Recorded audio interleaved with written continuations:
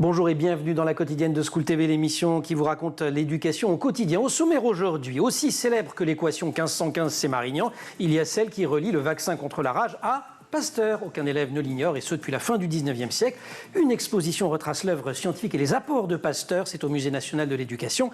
Commissaire de cette expo, Émilie Busato, elle est l'invitée du Grand Oral. L'Anti-Sèche de Cécilia Brio. L'Anti-Sèche, vous le savez, c'est la façon dont l'actualité résonne dans les programmes. Actualité anniversaire et programme d'histoire. L'anniversaire, 4 avril 68, l'assassinat de Martin Luther King. Cécilia revient sur le parcours du leader emblématique du mouvement des droits civiques aux États-Unis. C'est évidemment au programme d'histoire. L'heure de la récré, toujours avec Cécilia, elle nous parle d'un journal météo qui a interrompu les programmes télévisés dans plus de 80 pays. Un bulletin présenté par les enfants et pour la bonne cause.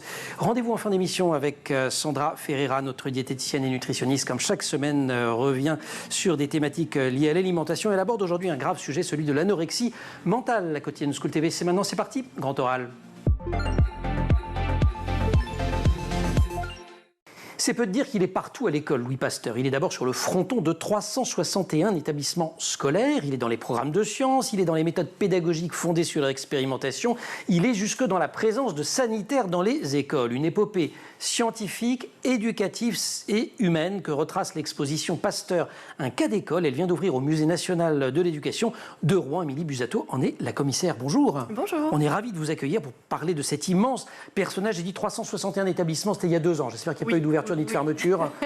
C'est fort possible, je n'ai pas compté. Voilà, mais on doit être on ne doit pas être loin de l'étiage. C'est une expo qui observe diverses facettes du personnage. On va commencer, si vous voulez bien, par la révolution scientifique. C'est pas seulement ses découvertes, c'est aussi la méthode qu'il met en œuvre pour faire ses découvertes. Tout à fait. Pasteur est un expérimentateur et l'idée de cette exposition, c'était de retracer son parcours scientifique. Alors, de ne pas aborder toutes ses découvertes et ses travaux de recherche, parce qu'il y en a beaucoup, mais d'essayer de comprendre comment Pasteur arrive à travailler et à découvrir le vaccin contre la rage, quel est son parcours et de quelle manière chacune de ces découvertes est un enchaînement en fait de découvertes qui l'amène à travailler sur ce vaccin et sur cette découverte. Avec un lieu central aujourd'hui très naturel dès qu'on parle de science, mais pas forcément tant que ça encore à l'époque, c'est le labo. Alors il y a le labo, vous racontez celui de la rue d'Ulm, mais aussi des labos itinérants. En fait, c'était un obsédé des expériences, Pasteur. Oui. Toutes ces recherches sont vraiment fondées sur l'expérience et le laboratoire tient effectivement une place centrale. Il va se battre tout au long de sa vie pour le laboratoire parce qu'il y en a très peu à l'époque, ça coûte cher. Il va même écrire à Napoléon III pour lui réclamer des moyens financiers et matériels pour la science. Pour avoir des labos. Et il se balade au milieu des vignes, par exemple. Oui, tout à fait. Quand il travaille sur les maladies du vin, il installe un laboratoire éphémère au milieu des vignes, dans une salle de café. Quand il travaille sur les maladies des vers à soie, dans une magnanerie, dans une orangerie. Donc vraiment... Du côté d'Alès, c'est ça? Exactement. Il fait ses expérimentations. Et donc il pose ce qui va ensuite devenir un pilier des programmes scolaires, c'est la science par l'observation. Oui, tout à fait. Et quand il est directeur des études scientifiques, il est très important pour lui que l'histoire de l'expérimentation, l'histoire des sciences soit introduite dans l'enseignement scientifique. Il a à cœur de transmettre tout cela. Vous parliez des vers à soie. Il imagine, donc il fait des observations avec des microscopes. On commence à grossir. Alors évidemment, on est loin du matériel d'aujourd'hui, mais déjà ça permet de voir des choses. Et il imagine que les relevés soient faits par les enfants des écoles. Oui, tout à fait. Pour lui, l'utilisation du microscope, c'est vraiment comme le laboratoire. C'est au cœur de ses recherches. C'est vraiment son compagnon de vie.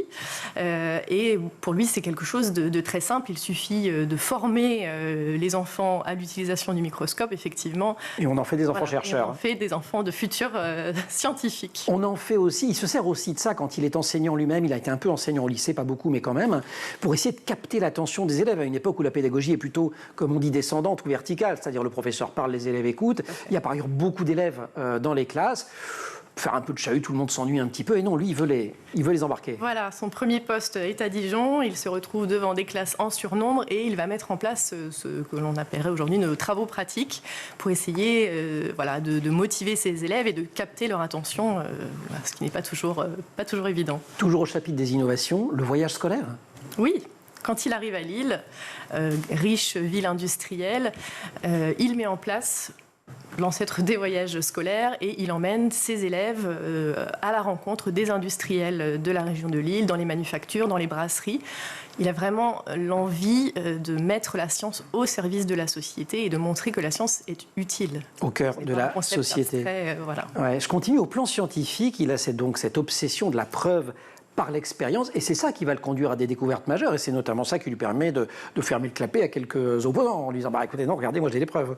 Oui, sa carrière est parsemée de nombreuses controverses, avec des séances à l'Académie de médecine, notamment parfois un peu chaudes.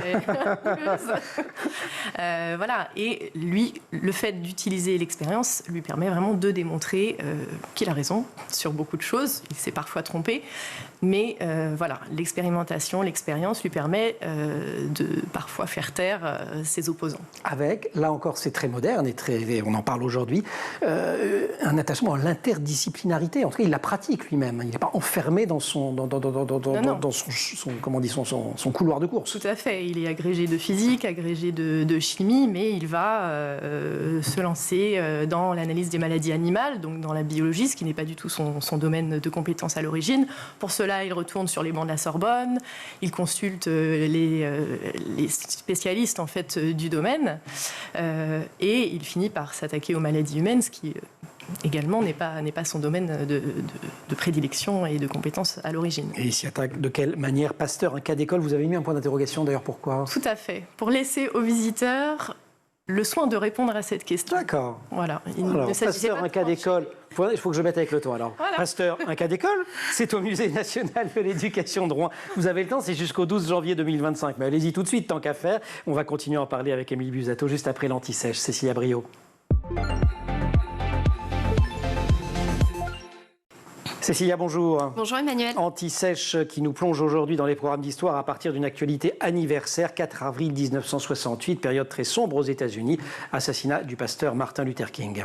Oui, Martin Luther King qui est mondialement connu pour son discours I Have a Dream.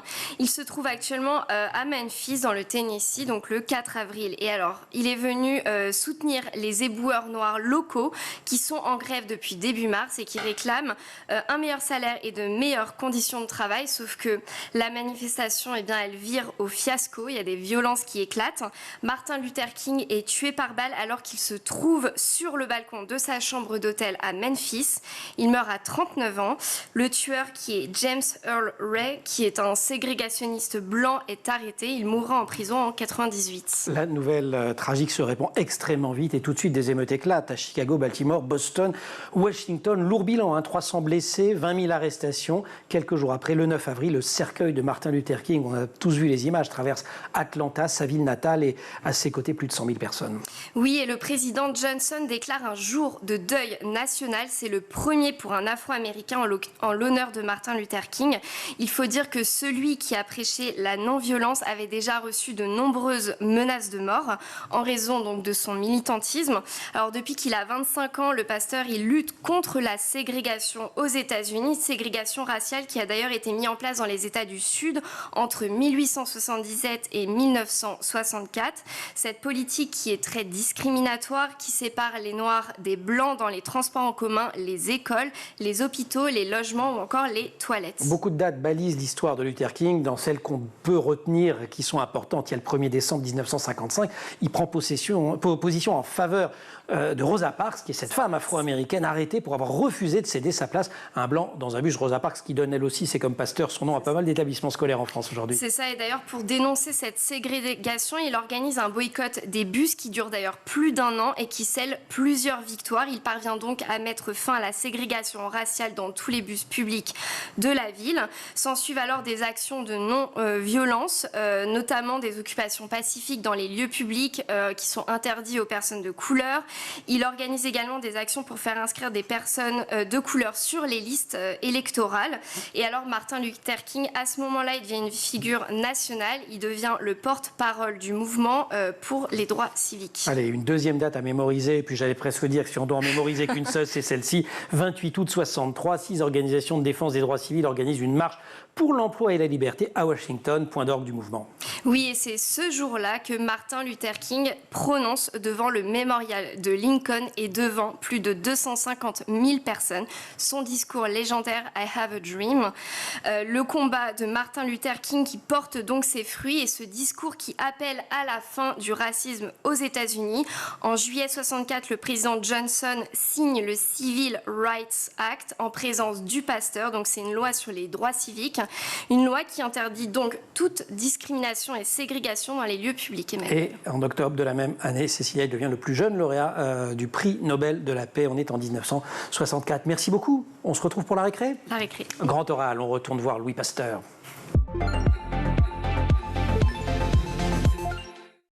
Louis Pasteur, qui est apparu dans les manuels scolaires de l'école primaire dès 1895, l'année de sa mort. On retrace son parcours à l'occasion de l'exposition Pasteur, un cas d'école. Alors il y a un point d'interrogation, donc je mets le ton. Pasteur, un cas d'école, qui se tient au Musée national de l'éducation à Rouen. Émilie Busato en est la commissaire. On se souvient de lui pour les vaccins. On va évidemment parler, le vaccin contre la rage. Mais au départ, sa spécialité, c'est la fermentation. Alors, c'est la cristallographie. C'est la cristallographie, pardon, voilà. Zou, j'ai mal révisé. Mais que l'on n'aborde pas dans l'exposition, c'est un peu complexe. C'est ça. Voilà. Mais effectivement, l'une des premières grandes découvertes qu'il fait et qui va servir aux industriels de la région de Lille notamment, ce sont ses travaux sur la fermentation. Il va aider les industriels à comprendre les problèmes de fermentation qu'ils rencontrent dans la production, notamment d'alcool de betterave.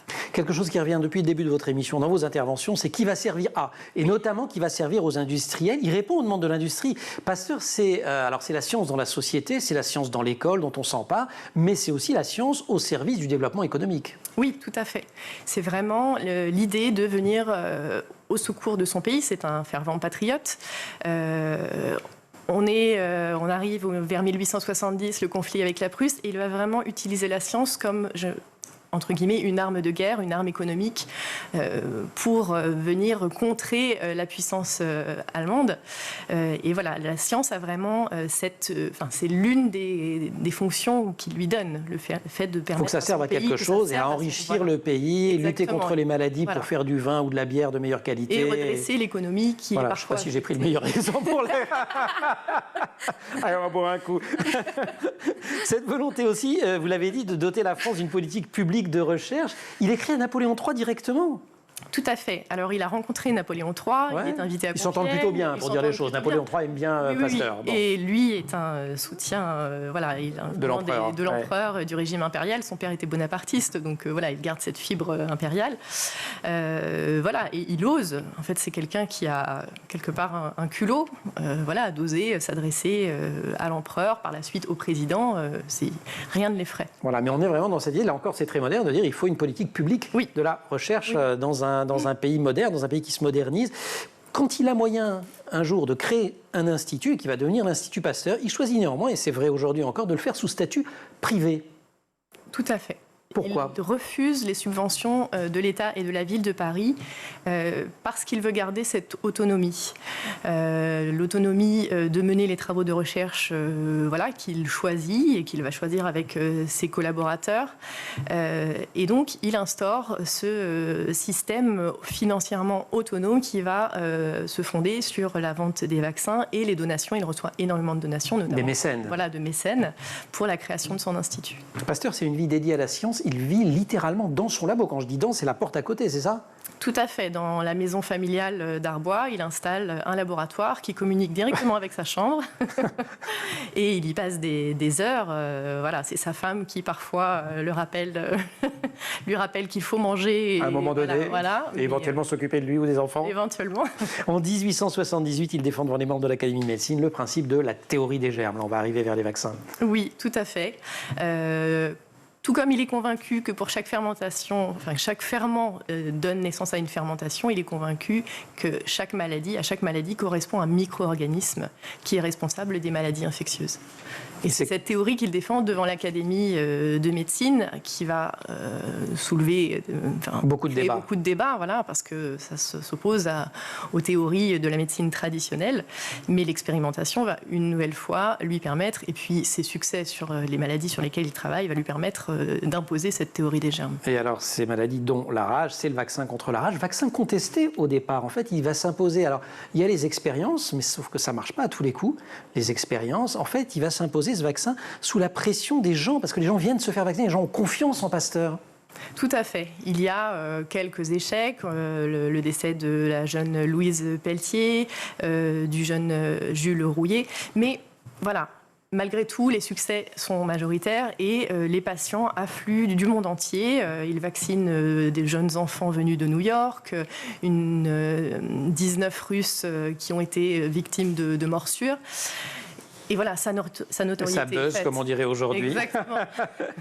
Et ça s'impose par les gens. C'est aussi pour ça, parce qu'ils découvrent cette fameuse théorie des germes, qu'on va installer des sanitaires dans les écoles et apprendre l'hygiène aux enfants à l'école. Oui. Alors, l'introduction de Pasteur dans les manuels scolaires montre cette véritable volonté de placer l'hygiène au cœur de l'enseignement. On comprend que le manque d'hygiène entraîne des maladies, des épidémies. Et ça, on le comprend par Pasteur, par le fait de sa théorie des germes. Il montre le rôle des microbes dans la transmission des maladies. Et progressivement, des mesures d'hygiène vont être mises en place. Alors à partir un peu après, c'est début 20e. Alors c'est dès 1880, 1890, dès la fin du 19e. Et on va beaucoup utiliser d'ailleurs les écoles et les enfants pour faire l'éducation des parents, qui eux n'ont pas suivi ce genre de cours et pour leur expliquer les bases de l'hygiène. Émile Busato, commissaire de cette exposition Pasteur, un cas d'école au Musée national de l'éducation de Rouen. On vous retrouve, si vous voulez bien, juste après la récré, Cécilia Brio. Cécilia, rebonjour. Rebonjour, Emmanuel. Vous avez lu Mon Quotidien, ce qui est une saine lecture, et je ne dis pas ça uniquement parce que Mon Quotidien et School TV sommes partenaires. Vous y avez appris quelque chose de tout à fait formidable? Oui, à propos de la météo. Ouais. Écoutez, le printemps est déjà arrivé. Ouais. Et Météo France annonce de très bonnes nouvelles. Évidemment, c'est ironique, puisque pour ces 3 prochains mois, des températures plus élevées que la normale. C'est pas une bonne nouvelle. Et vous l'imaginez comment, vous, Emmanuel, la météo en 2050? Alors, d'après ce que j'ai compris, pas bien. Sécheresse, inondation, des excès en fait, en tout genre feux de forêt, canicule. C'est ça. Eh bien, figurez-vous que le 21 mars dernier, il y a un bulletin météo qui était diffusé sur une chaîne française, a été interrompu par Noam, un jeune garçon de 11 ans qui a prédit la météo en 2050.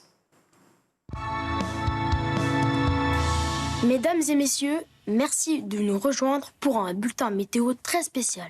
Je suis Noam, votre présentateur. Du nord au sud et du sud au nord, côté climat, rien ne va. Imaginez-vous ma situation quand je serai grand. Sécheresse, canicule, feux de forêt, je continue? Ça fait peur, hein? En plus, ça va tous nous coûter très cher. En 2050, le réchauffement climatique va nous coûter 600 000 milliards de dollars. En fait, tout cela est dû à la pollution qui réchauffe l'atmosphère. L'effet de serre, on s'en passerait bien. Il existe déjà des solutions d'énergie propre. Vous saviez-vous que l'énergie solaire coûte moins cher que l'essence? Mesdames et messieurs, l'inaction a un coût. Pour vous, ceci n'est peut-être qu'un flash météo. Mais pour nous, il s'agit de notre avenir. Alors dites-nous tout sur les secrets de ce bulletin météo. Eh bien donc c'est un faux bulletin météo avec de fausses prévisions, quoique en fait on ne sait pas vraiment, mais c'est une initiative qui a été lancée par le Programme des Nations Unies pour le développement, le PNUD. Cette campagne qui est appelée la météo des enfants, elle a été diffusée le même jour dans plus de 80 pays. C'est un format d'1 minute qui semble assez sympathique de prime abord, mais qui doit être pris avec beaucoup de sérieux, Emmanuel. Oui, les prévisions elles ont été préparées à partir de données qui sont des données publiées sur le site du GIEC, le groupe d'experts intergouvernemental sur l'évolution du climat. Oui, c'est ça. Et en fait, le but, c'est d'abord d'alerter le plus grand nombre pour mieux lutter contre le dérèglement climatique. C'est aussi de susciter le débat en vue des négociations sur le climat qui se tiendront au Brésil en 2025 lors de la COP 30. Et en attendant cette échéance, les enfants proposent dans leur bulletin météo en toute fin des solutions concrètes pour enrayer ce fléau, Emmanuel, notamment d'utiliser les énergies renouvelables. Info que vous avez trouvée dans Mon Quotidien. Télé, Noam, 11 ans, a interrompu la météo. Ça fait un grand article dans Mon Quotidien des éditions Playback. Cécilia, merci beaucoup. Merci à vous. Pasteur, grand oral, Émilie Busato.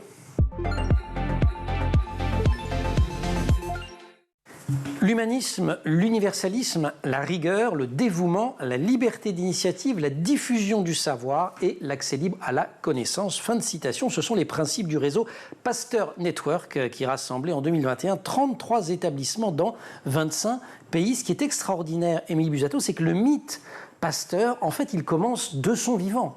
Oui, oui, tout à fait. Il acquiert vraiment cette notoriété, ce statut de grand homme de son vivant. Alors il y contribue bien évidemment par l'imagerie. Là encore, le rôle de sa femme est très importante. Elle fait tout pour que son image soit mise en avant. C'est un bon communicant, on va dire les choses. Voilà, c'est un très bon communicant, ouais. Tout à fait. Bien avant sa mort et au moment de sa mort, bien évidemment, tout ça va prendre de l'ampleur et un véritable culte va lui être voué. Culte républicain, alors même vous nous l'avez dit dans la deuxième partie de l'émission qu'il est très proche de l'empereur, la République, elle pardonne, elle est bonne fille. La République, elle compte sur ces grands hommes pour asseoir vraiment son régime politique et puis pour perdurer. Donc toutes les grandes figures... Elle n'en fait pas le reproche, finalement. Non, tout à fait. Elle le hisse même au rang de bienfaiteur de l'humanité. C'est un titre, hein, c'est oui, pas... Oui. C'est un titre que l'on retrouve dans les manuels scolaires jusque dans les années 1990. On a encore cette mention de bienfaiteur de l'humanité, tout à fait. Alors même qu'il n'est pas un personnage très agréable, en vrai, on peut se dire les choses maintenant.